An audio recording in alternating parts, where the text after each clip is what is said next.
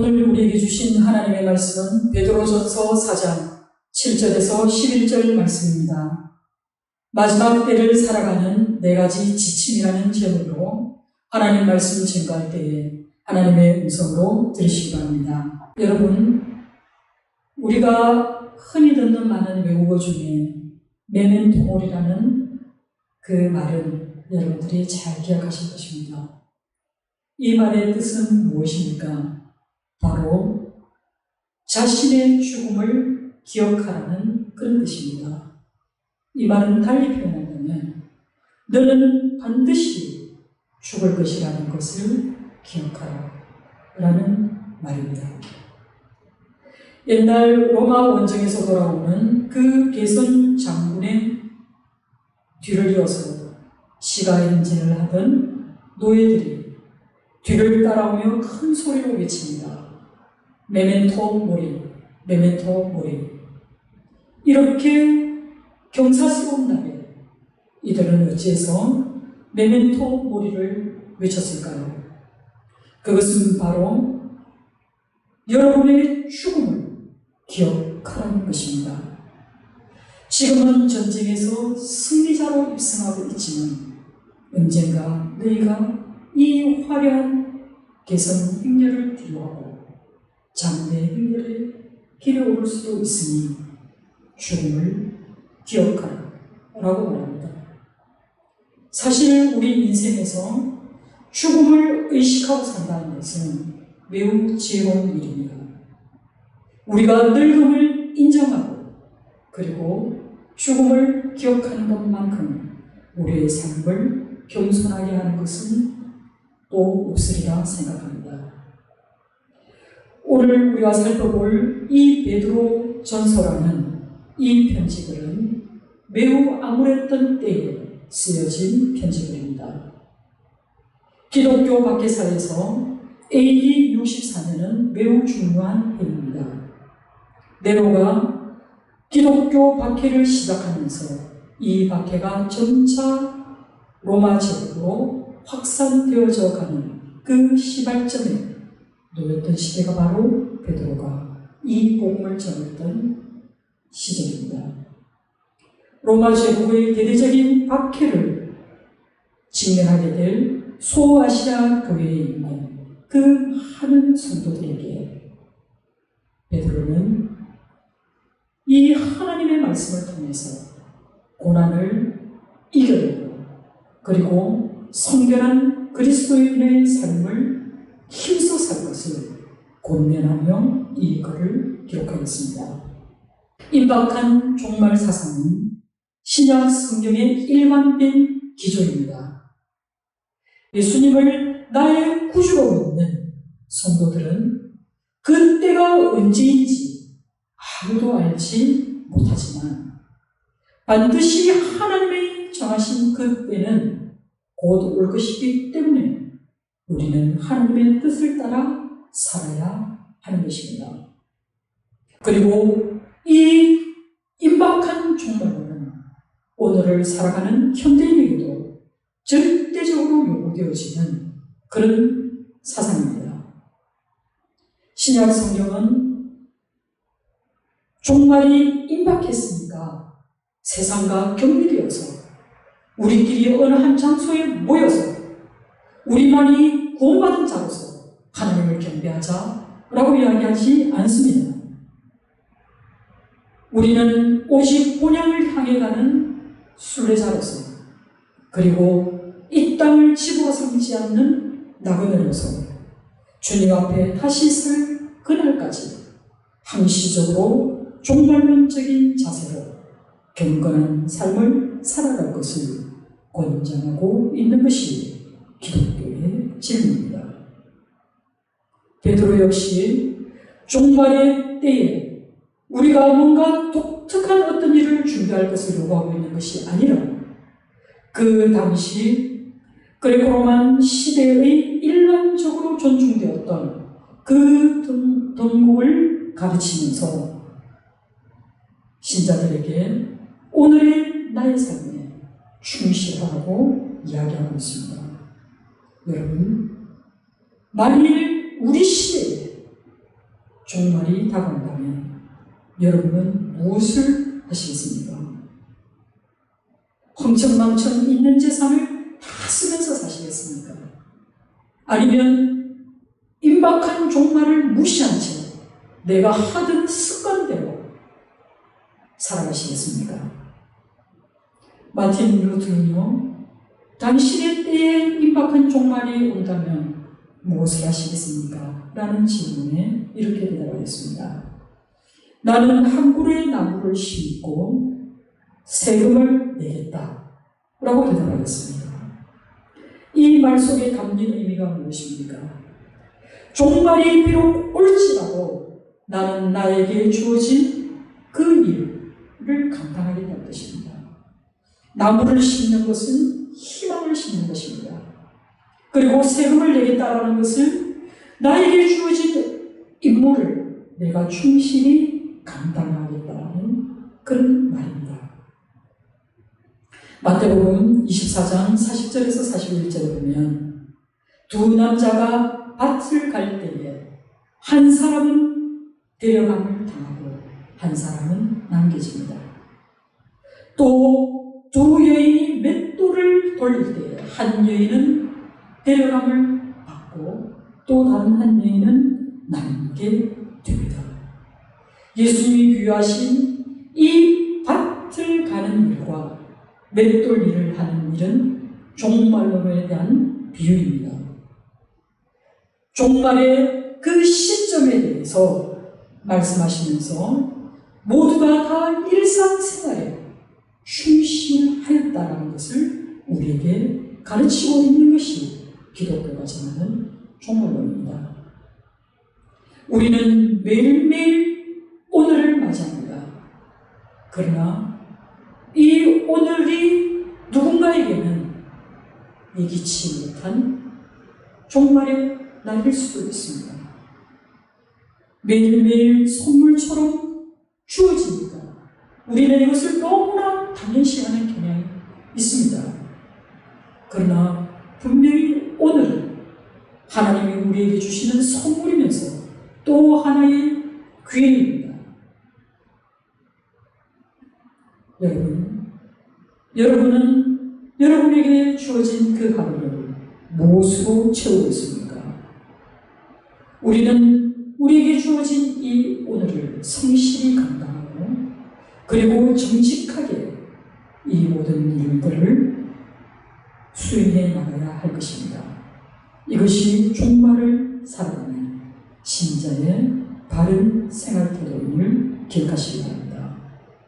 우리가 메멘토 모리를 기억하는 것처럼 그리고 임박한 종말을 의식하고 사는 것처럼 이 모든 것을 의식하고 살아갈 때에 우리는 육신의 정욕과 안목의 정욕과 이생의 자랑을 쫓아가는 그 인간의 욕망을 제어할 수 있을 것입니다. 오늘 본문에서 베드로는 마지막 때를 기다리는 성도들이 하나님께 대하여 구체적으로 가져야 할 그 신앙에 대해 4가지 지침을 우리에게 알려주고 있습니다. 그 첫 번째 지침은 바로 정신을 차리고 기도하라는 것입니다. 여러분, 이 겉면 속에서 정신을 차리고 근신하라는 이 두 개념은 동일한 개념으로 이해해도 좋습니다. 둘은 본질적으로 모두 어떤 유형의 유혹이나 시험이든지 대비할 수 있도록 너희가 절제하고 그리고 균형 잡힌 사고를 기초로 한 그런 마음 자세로 깨어 있으라는 그런 말씀입니다. 그리고 이어지는 말은 바로 기도하라는 것입니다. 너희가 정신을 차리고 맑은 정신으로 있을 때 그리고 너희가 균형 잡히고 절제된 그 상황 속에 놓여 있을 때 너희는 기도하라는 것입니다. 베드로가 우리에게 처음으로 권유한 이 권면의 말씀이 기도입니다. 베드로는 자신의 삶 가운데 기도에 실패했던 그날을 떠올리고 이 말을 우리에게 권하고 있습니다. 베드로의 기도 실패는 어디에 있었습니까? 바로 겟세마네 동산에서 있었습니다. 예수님께서는 잠들어 있는 제자들을 보시며 말씀하셨습니다. 어찌하여 자느냐? 시험에 들지 않게 일어나 기도하라 라고 말씀하셨지만 제자들은 육신의 피곤함을 이기지 못하여 또 잠이 듭니다. 그들은 지금 이 순간이 얼마나 절박하고 긴박한 상황인지 알지 못한 채 그들은 잠이 들었습니다. 우리 주님은 땀방울이 핏방울이 되도록 기도하시는 그 순간에도 제자들은 잠이 들었습니다. 주는 그리스도시요 살아계신 하나님의 아들이십니다 라고 고백했던 그 베드로가 예수님을 세 번이나 부르는 그 실수에 빠지게 되었다는 것입니다. 여러분, 종말을 생각하며 기도하는 사람은 세속적인 가치를 따라 살아가지 않습니다. 종말을 생각하며 기도하는 사람은 범사에 지나치게 욕심을 부리지 않습니다. 그리고 균형과 사리를 가지고 때를 분별하고 판단하며 행동하며 나아갑니다. 종말을 생각하며 기도하는 사람은 역사의 주관자 되시는 그 하나님을 전적으로 신뢰하고 의지하기 때문에 자신에게 일어나는 그 모든 일 속에서 하나님의 선한 뜻을 발견하려고 노력합니다. 그리고 선하신 하나님께서 행하시는 그 모든 일은 선한 것이기 때문에 어떤 상황 속에서도 하나님께 영광 올려드리는 그런 삶을 살아가려고 노력합니다. 그리고 하나님의 때에 대한 이 종말론적 시각을 가지고 기도하는 사람은 하나님의 구속사의 그 마지막 단계에 우리가 살고 있음을 반듯하게 인식합니다. 그리고 하나님을 의지하고 그분의 뜻에 복종하며 살아가기 때문에 이 사람은 얼마나 악하든지 상관없이 이러한 상황 속에서도 하나님의 능력과 하나님의 인도하심을 받는 그 기도의 자리로 나아가게 되는 것입니다. 그리고 인내하신 우리 주 하나님께서 이 땅을 불쌍히 여기시고 또 우리 각 개인에게 자비와 긍휼을 베풀어 주실 것을 간구하게 되는 것입니다. 그리고 두 번째 지침으로 무엇보다도 뜨겁게 서로 사랑하라고 권면하고 있습니다. 여러분, 뜨겁게 서로 사랑한다는 이 말의 헬라어의 뜻은 열심히 최선을 다해서 사랑하라는 의미입니다. 뜨겁게 사랑하라는 이 사랑에 대한 명령은 그냥 일시적이고 한시적인 것이 아닙니다.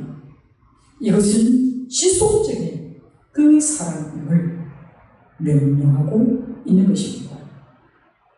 베드로가 이렇게 사랑을 강조하는 이유는 성경의 한 가르침의 핵심이 바로 사랑일 뿐만 아니라 성도들의 생활 속에서도 가장 우선적으로 선행되어야 할 것이 바로 이 사랑의 모습이기 때문에 그렇습니다.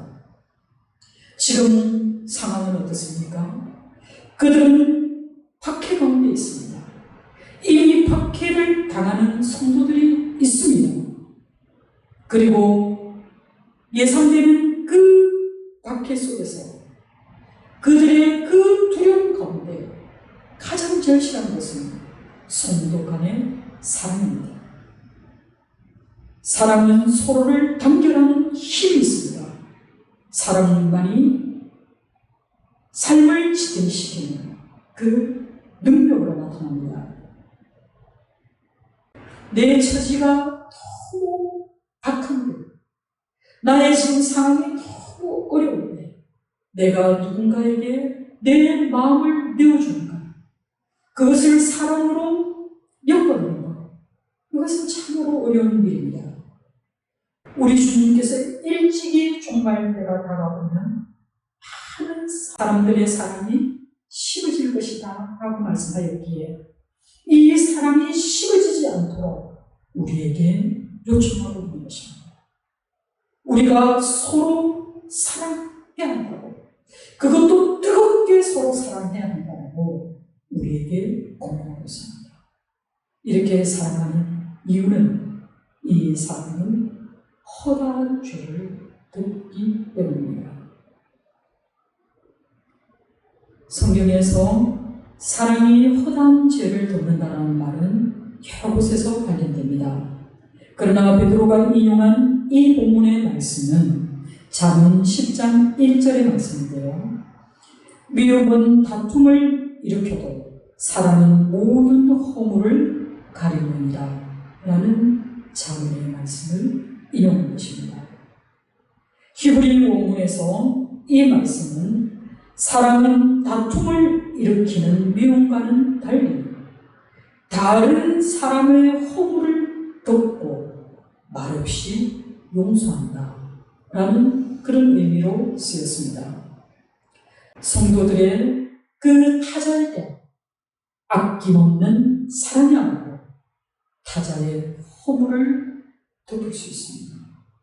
그리고 타자의 허물을 내가 심각하게 여기지 않고 오히려 그의 연약함을 우리가 몸소 끌어안음으로써 오히려 그 사람을 사랑으로 인도해낼 수 있습니다.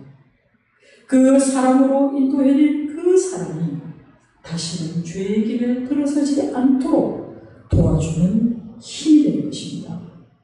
이것이 바로 베드로가 교회의 공동체를 향해서 이 사랑을 선포하고 있는 것입니다.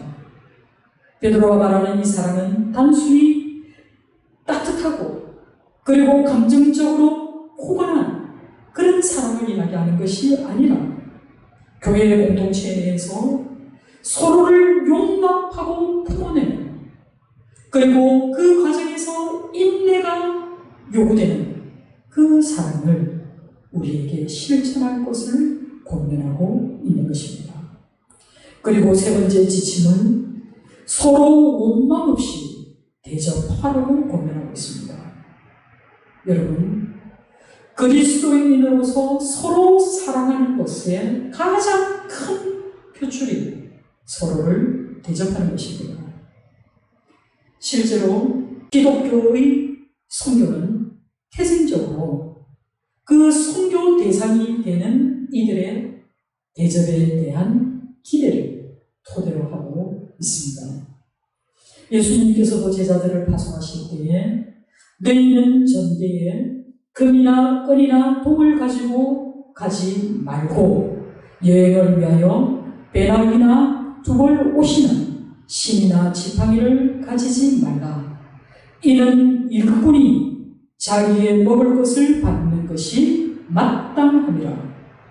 어떤 성이나 마을에 들어가든지 그 중에 합당한 자를 찾아내어 너희가 떠나기까지 거기서 머물라 라고 말씀하십니다. 그리고 또 그 집에 들어가면서 평안하기를 빌라. 너희를 영접하는 자는 나를 영접하는 것이요 나를 영접하는 자는 나를 보내신 이를 영접하는 것이니라 라고 말씀하셨습니다. 여러분, 초대교회 당시의 상황을 생각해 보십시오.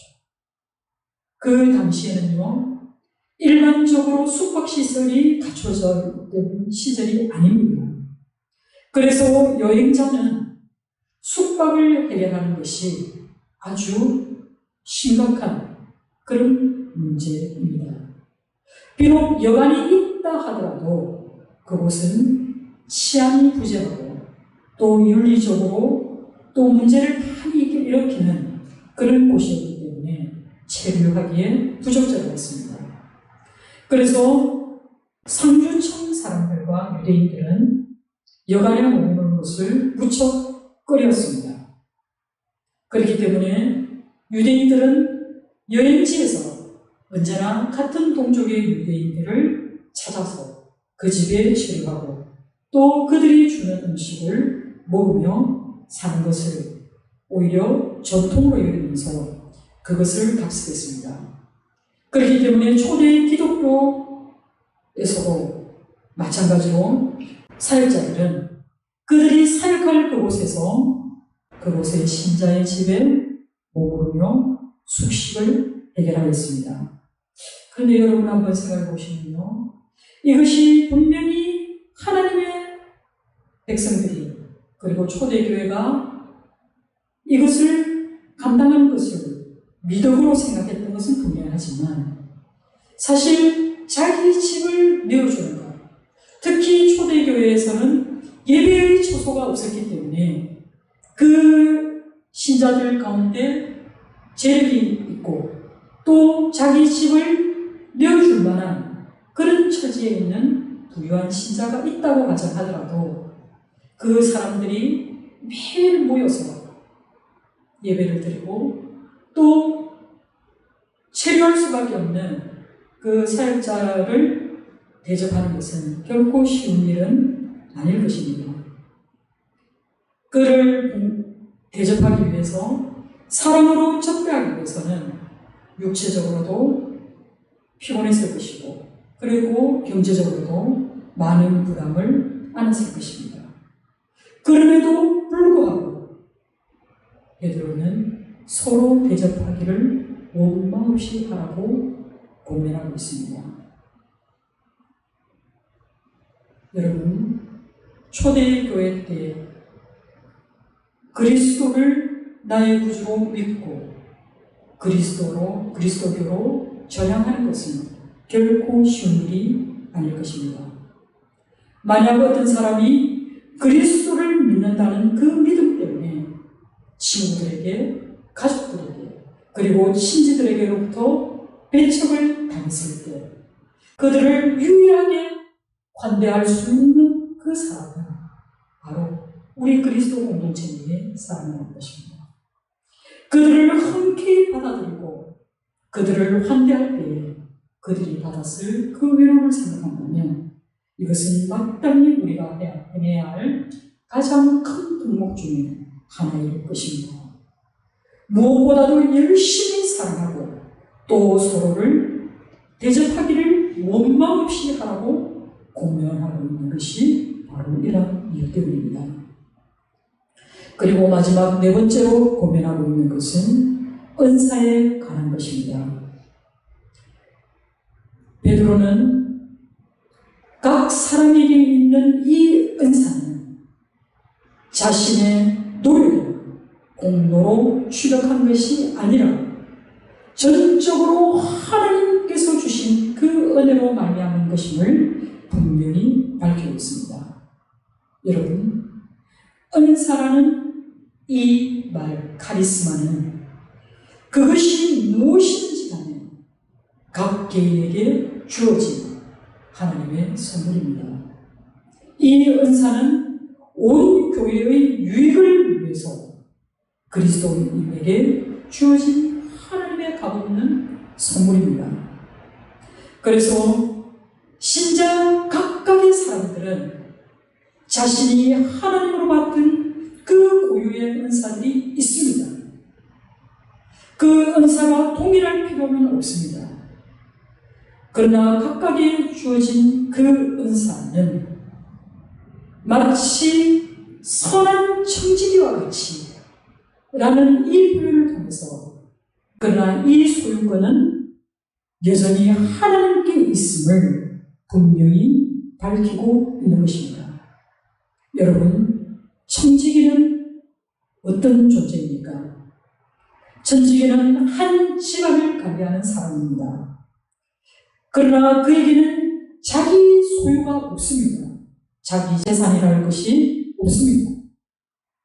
그는 주인이 맡긴 것을 주인의 뜻대로 사용하는 사람입니다. 그리고 그것을 통해서 주인에게 유익을 가져다 주는 사람이 바로 청직입니다.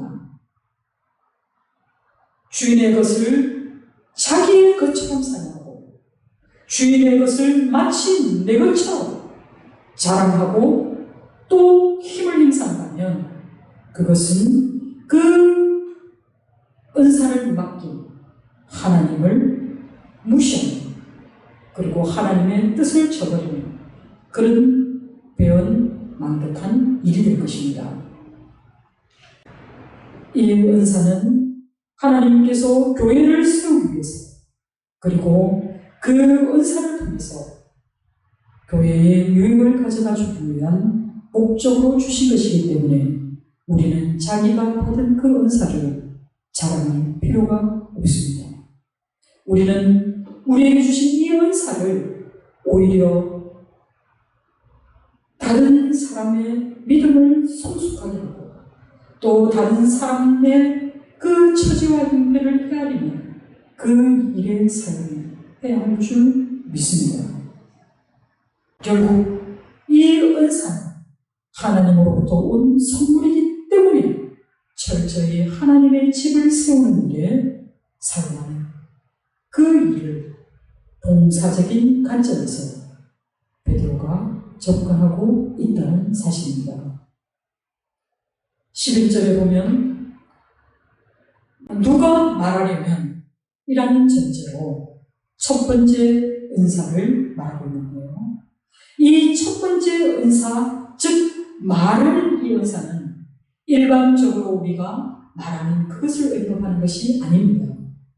여기서 이 말하는 은사는 바로 방언이나 또 설교나 혹은 가르치는 즉 교회 공동체에서 나누어지는 그런 말과 연관되는 은사를 지칭하고 있습니다. 우리는요, 누군가가 나에게 뭔가를 질문해보면, 뭔가를 의논해보면, 우리는 자기의 지혜, 자기의 경험으로 대답해 주려고 하는 그런 경향이 있습니다. 그런데요, 말을 통한 사역에 종사하는 사람들은 철저하게 자신의 말이 아니라 자기의 입으로 나오는 그 말은 복음에 충실해야 합니다. 그리고 하나님의 말씀에 기초하여서 주의 깊게 성찰한 다음에 말하여야 할 것입니다. 그리스도에 대해서 가르치고 또 그리스도의 이름으로 조언하는 사람들은 공동체 앞에서 하나님의 말씀을 대언하는 두려움으로 조언해야 할 것입니다. 여기에는 하나님의 말씀을 힘입어 스스로 높이고 교회에서도 높이 군림하려는 그런 권위적인 수단으로 자신의 말을 사용하려는 그 위험에 빠지지 않도록 우리에게 주의를 주는 것입니다. 그런 까닭에 베드로는 누가 말을 하려면 하나님의 말씀을 하는 것 같이 하라고 권면하고 있는 것입니다. 그리고 또 두 번째 은사는 봉사입니다. 누가 봉사하려면 하나님이 공급하시는 힘으로 하는 것 같이 하라고 권면하고 있습니다. 여러분, 여기에서 봉사는 보다 실질적인 봉사를 얘기하는데요. 이 봉사는 칠이라든지 그리고 행정과 관리라든지 섬김 그리고 영적 분별 그리고 구제나 긍휼과 같은 이런 아주 포괄적인 것을 함의하고 있는 것이 바로 봉사입니다. 그런데 이 봉사를 할 때 어떻게 하라고요? 내 힘으로 하는 것이 아니라 하나님이 공급해 주신 그 힘으로 그 능력으로 하라고 말씀하고 있습니다. 사람들은 뭔가 조금 가지고 있으면 뭔가 조금 나보다 낫다고 여기면 그것이 마치 자기에게서 나온 것이냐 우쭐하면서 행할 때가 많이 있습니다. 우리는 얼마든지 좋은 뜻으로 선행을 할 수 있지만 그러나 우리의 선행에는 한계가 있습니다. 지속적으로 반복되는 선행이 이어질 때 우리의 선한 마음도 때로는 고갈됩니다. 자칫하면 우리는 이 선행을 자신의 자랑으로 변질시키기 쉽습니다. 그렇기 때문에 남을 섬기는 사람은 철저히 하나님이 공급하시는 힘에 의지하여서 감당하라고 말합니다. 하나님께서 내게 그 일을 맡기실 때에는 그 일을 감당할 능력도 주시고 또 그 일을 감당하기에 부족함이 없도록 늘 공급해 주실 줄 믿어야 하는 것입니다. 하나님의 공급하시는 힘을 의식하고 살아갈 때에 우리는 모든 일에 겸손할 수 있습니다. 왜냐하면 이것은 내가 하는 것이 아니라 하나님이 나를 통하여 하시는 그 일을 내가 대신하고 있을 뿐이기 때문에 오히려 이 일을 맡겨주신 그 하나님께 온전히 감사할 수 있습니다. 여러분, 우리가 무엇을 하든지 하나님께 하듯이 하여야 합니다. 그리고 우리가 하는 이 모든 일에 우리는 우리를 자랑하지 말아야 합니다. 우리가 할 수 있는 모든 일의 한계와 우리가 하는 모든 일의 그 부족함을 우리 하나님께서 그의 능력과 힘으로 그리고 그의 지혜와 그의 풍성으로 우리를 대신하게 하실 것이기 때문에 우리는 모든 영광을 하나님께 올려드려야 합니다. 그러면서 베드로는 이렇게 마무리합니다. 그에게 영광과 권능이 세세에 무궁하도록 있느니라. 아멘. 이렇게 오늘의 본 말씀을 마무리 짓습니다. 베드로는 영광과 권능에 대해서 자랑하면서 이것이 미래적인 사건이 아니라 현재 하나님께 속해 있는 그 속성 그대로를 인정하면서 찬양하고 있습니다. 사랑하는 성도 여러분, 오늘 베드로가 이미 초대교회, 그 AD 60년경의 교회들에게 주신 이 말씀이 오늘 우리에게도 유용한 말씀인 줄 믿습니다. 오늘 우리에게 주신 이 말씀, 즉 그리스도인은 자신의 삶이 하나님의 구속사역의 마지막 단계에 있음을 인식하는 것입니다. 그리고 이 깨달음 속에서 너희가 삶을 대충 살 것이 아니라 너희가 이 임박한 종말에 너희가 맑은 정신으로 그리고 절제된 마음으로 균형 잡힌 신앙 생활로 이 때를 맞이하는 것입니다. 그리고 무엇보다도 중요한 것은 깨어있어 기도하라고 말씀합니다. 기도로 끊임없이 하나님의 뜻을 구하라고 우리에게 권면하고 있습니다. 그리고 우리가 비록 나그네의 길과 같은 이런 인생을 살아가면서 때로는 어렵고 때로는 고통스럽고 때로는 절망 가운데 있다 할지라도 우리 서로가 서로를 부둥켜 안으며 뜨겁게 살아감으로써 서로의 잘못을 용서하고 또 각자에게 필요한 것을 내어줄 수 있는 그 열린 마음으로 우리 안에 원망과 불평이 없도록 서로를 극진히 맞이하는 손님처럼 대접하고 말씀하고 있는 것입니다. 그리고 우리가 하는 모든 일, 말로 하는 일과 그리고 봉사로 하는 이 모든 일은 우리의 능력으로 되어진 것이 아니라 우리 각자에게 주어진 그 은사대로 그 은사를 감당할 수 있도록 공급해 주시는 그 하나님의 능력과 그리고 그 하나님의 지혜가 이 모든 것을 감당하게 하시기 때문에 우리에게는 결코 부족함이 없으리라고 말씀하고 있는 것입니다. 이런 임박한 종말을 살아가는 우리들에게 궁극적인 삶의 목적은 이 모든 일을 통하여 우리가 하나님께 영광을 드리는 것입니다. 사랑하는 성도 여러분, 오늘 베드로 사도가 우리에게 권면한 이 말씀을 우리 순전한 교회도 그대로 받아서 우리 공동체 내에서 이 네 가지의 지침을 잘 실천하면서 하나님께 영광이 되는 그런 성도, 그런 교회를 주님의 이름으로 축원합니다. 기도하겠습니다.